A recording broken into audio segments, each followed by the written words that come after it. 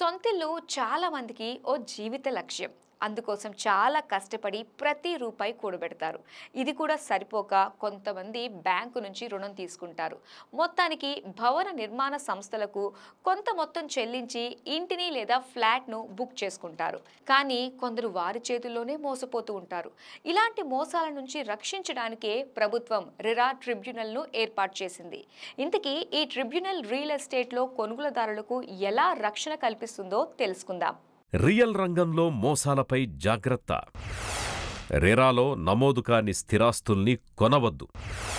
rewrite.telangana.gov.in వెబ్సైట్లో తనిఖీ చేసుకోండి. అనుమతుల్ని పరిశీలించాకే ఫ్లాట్స్ గాని ఇల్లు గాని కొనాలి.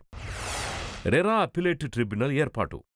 Telangana real estate appellate tribunal చైర్మన్గా జస్టిస్ ఏ రాజశేఖర్ రెడ్డి, సభ్యులుగా ప్రదీప్ కుమార్ రెడ్డి పల్లె, రిటైర్డ్ ఐఏఎస్ అధికారి చిత్రా రామచంద్రన్ని ప్రభుత్వం నియమించింది. ఇళ్ల కొనుగోలుదారులకి భద్రత, రక్షణ కల్పించేందుకు ఏర్పాటు చేసిన రియల్ ఎస్టేట్ రెగ్యులేటరీ అథారిటీకి తోడు ట్రిబ్యునల్ సైతం ఏర్పాటు కావడంతో ఇళ్ల కొనుగోలుదారులకు మరింత రక్షణ లభించనుంది.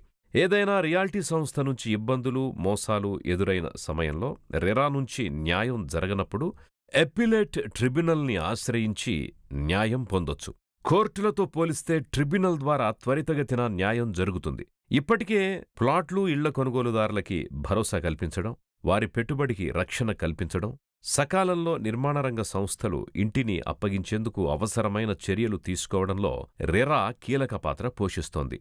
నిబంధనలను పాటించే రియల్ ప్రాజెక్టులకే రెరా అనుమతులిస్తుంది.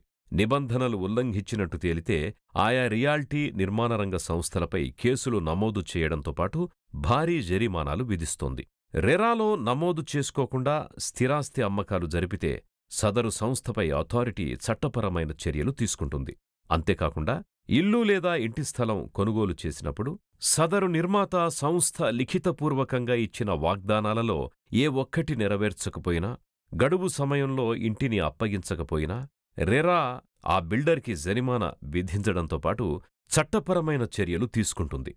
ఫ్లాటు, ఇల్లు, విల్లా ఏది కొనాలనుకున్నా ప్రభుత్వ అనుమతులతో పాటు సదరు నిర్మాణ సంస్థ యొక్క ట్రాక్ రికార్డుని పరిశీలించడంతో పాటు ఆ బిల్డర్ నిర్మించిన గత ప్రాజెక్టుల్ని, వెంచర్లను పరిశీలించి అవసరమైతే న్యాయ నిపుణులను సంప్రదించాకే స్థిరాస్తులను కొనుగోలు చేయాలని మర్చిపోవద్దు.